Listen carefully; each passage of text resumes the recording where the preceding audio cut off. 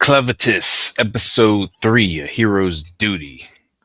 Let's talk about what happens to Alicia after her fall.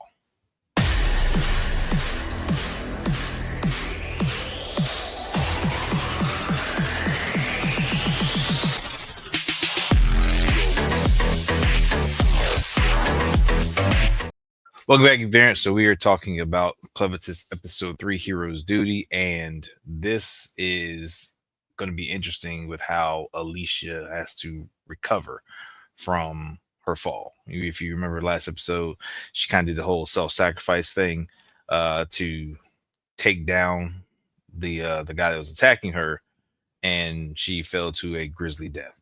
So that being said, this one picks up right where it left off, where she is still bloody and mangled at the bottom of this gorge kind of thing, and she is not moving at first, but eventually you see kind of like her eye roll back into her head, uh, and then come back forward, and bam, there she is. She's conscious. She starts, trying to assess what's going on, and while she's doing that, we see that her blood starts to pool, but it's pooling in the air, and we see that Clevatess shows up in more like a demon puppy form, I guess, and starts talking to her, and she's trying to figure out, what happens, and he's like, "Look, I can restore you, and get you back because that's the power of my dark acre. Like if I decide not to, then I can just pull it all back and just leave you to die. But I can restore you, but I wanted to ask you a question before I even do this." And he starts asking about Nell and why wouldn't Nell join him? Because she's the perfect wet nurse for Luna. And this is where Alicia explains that, you know, he is also a bandit, or he's also a slave to the bandits. And the fact is that the bandits won't let Nell go. They will hunt Nell down to the ends of the earth to make sure that they, either keep hold of her or get rid of her. And the fact is that Clint, who is also a slave in this particular process, cannot do anything about it. Like he's just a slave child. That's the problem. Now, Alicia, who is a warrior, no one will question her taking out a camp of bandits and freeing people. So he makes it, her mission, her duty to take out everyone in the bandit camp to basically allow Nell to go free, and then she'll be free to join his party, and then they'll be able to continue on. Solid plan. She's a great warrior. I'll set up. So basically, he does all that, and he forces all the blood back into her body. Like he just puts the blood back into her body, and then resurrects her in one of the most painful ways one of the most painful ways possible.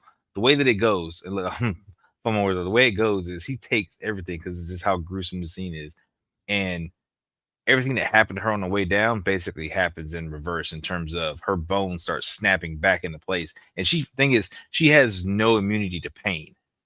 All right, she feels everything. So everything that she got when she fell down and she took all of that, everything going back into place, she feels every single lick of it. So when a bone is cocked back in one way and then brought back forward, she feels that entire snap, crackle, pop, everything that goes along with it. So eventually she gets put back together, and the first guy who attacks her, she immediately takes him out and then takes his eye patch and puts it on, and then she starts using his sword, and she's like, all right, it's time to go. So she starts scrapping with everybody, and she is scrapping hard because this is her survival. Now Nell, we end up jumping back to the kitchen. Nell comes in, she returns to big sis Carme, and Carme finds her in a good mood and is like, why are you in such a good mood even though you got a black eye?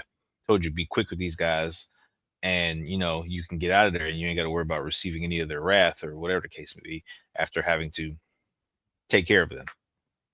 So during this conversation, Nell's going to do the dishes like she's told, and she let it slip that she was asked to leave.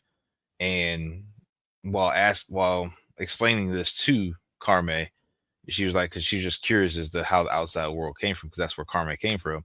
How is it out there in case she ever did get the chance? Immediately Carme is upset, and she's up slapping Nell because she's upset that Nell was asked to leave, but she wasn't. So that was one of the first things that kind of annoyed her. And then the fact is that, you know, there's no one there that can really take out because the bandits are going to hunt for her. Like they going to want to know where she's at. Now here's the thing: Vroko's in the other room, and Vroko hears all this, and he comes in, and he's getting ready to take their way, just as Carme is explaining that the women are supposed to stick together. So Vroko ends up taking Nell away. It's like, freaking come with me, and leaves her. And that's when Clint walks in with the baby, and is like, I need to, what's going on. And Carmen's like, I don't gotta, you're just a slave child. Like, what do you have to say? And he's like, yeah, no, you're gonna tell me what I need to know. We see Vroko actually taking Nell down into the pits of the Arcanicite mine, and basically leads her all the way down there to Betty, his troll, and says, Betty is going to execute you because it's all about loyalty here and stuff like that. And you're not being loyal, you're trying to leave. So I'm going to get rid of you. So basically, what ends up happening is Betty eats Nell. No hesitation. Betty eats Nell. And just as this happens, Clint just shows up. He's always showing up just like right after, right after stuff is going down. So he shows up and he sees this, and basically Vroko is gloating about how he's developed um, a way to tame these creatures. He's developed some kind of thing using arcanicite powder as well as other medicinal properties, other substances to create something that controls the beast and tames them to his liking. And I don't know if it's just a general tame or if it's a I've been controlling you long enough that you're going to do what I say. But either way, he's got control of the troll. Now, when Vroko says that Betty needs to go ahead and eat Clint, who has arrived down there, Vroko, is very confident about what's going on. Betty, however, is like, yeah, no, because she feels probably the aura, freaking his ichor, whatever, like something, and immediately vomits and throws up Nell. So now we have Nell on the ground, covered in stomach acid, and she has got, looks like her right leg is bitten off, her right arm is bitten off, and then the other body parts have chunks taken out of it. And she is visibly like out, but she is still alive. So what ends up happening is Clint neutralizes the stomach acid and places Luna down next to Nell and says that I need you to take charge of her and comfort her because that's what she needs right now. And this is where she finds comfort. From episode 2, she finds comfort in being able to nurse the babies and stuff like that due to what happened with her baby and her having the stillborn. So this is something that Luna can do to basically just do what Luna naturally does and suckle and give her comfort to help her kind of deal with the pain until her passing. So basically, a horn ends up coming out the shadows and takes both of them away, and it's just left down to Clint. And Clint is just kind of getting ready to deal with Vroko, and Vroko ends up talking about magic. Clint doesn't know what magic is. He's like, "What are you talking about?"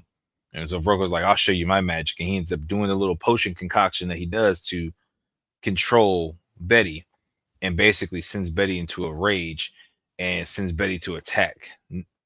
And when Clint gets hit, like he's like stunned because again he's still in this human body, so he feels all the damage and all the pain that comes along with it. So he's trying to make adjustments to that because he's never really dealt with this like that, and he's been hit in the head one time and he went unconscious. So how much of the pain does he really feel? He's still conscious right now from what it seems, and he's upset with Alicia for not telling him about magic. So he's having a couple thoughts in the moment. We go back to Alicia, who is having a training flashback about how her dad taught her to, kind of keep loose, not stiffen her joints, not to wear herself out. So she's using that training to keep herself going because her stamina is going to wane. She's fighting like, at least 50, 60 guys. And during the process of this fight, she breaks her sword and she's like, I need a better weapon. And there's that legendary sword that's down in the bottom of the well. So she makes a plan to kind of go get it, and she's kind of flying by the seat of her pants, but she ends up taking down the scaffolding and dropping pretty much everyone into the pit along with her. so that she can basically feed the monsters down there, thin the herd with a lot of the ravens that are still attacking her, and that's going to allow her to attempt to get the sword. And the way she does it, I thought was genius. She puts herself inside a barrel. She expelled all the air out of her body before she got inside the barrel. So the barrel is floating down to the bottom of the well to where she can get the weapon and then get back up, because even if she can't breathe, she's still immortal as long as Clint needs her, which Clint needs her to clear the camp. So he's going to make sure that she stays alive in some way or another. That kind of plan. So that's where it cuts and stuff. And I think this, really good episode. Lots of fighting, lots of planning. Again, you can see this is methodically thought out for Clint as well as for Alicia. It's like they're working together, but still working against each other. They're using each other to their own gains to get stuff done. And I think again, this is a fantastic show. We're having really, really fun with this. So please, you want to keep listening to the show, make sure you hit that lovely red subscribe button. Again, talk about this stuff every week. We got plenty of anime coming up. It is freaking a hot July, full of anime, lots of stuff to watch, lots of stuff to talk about. So make sure you talk down in the comments below. Let me know what you think. We're going to keep watching, and we appreciate those likes as always. Catch y'all in the next one.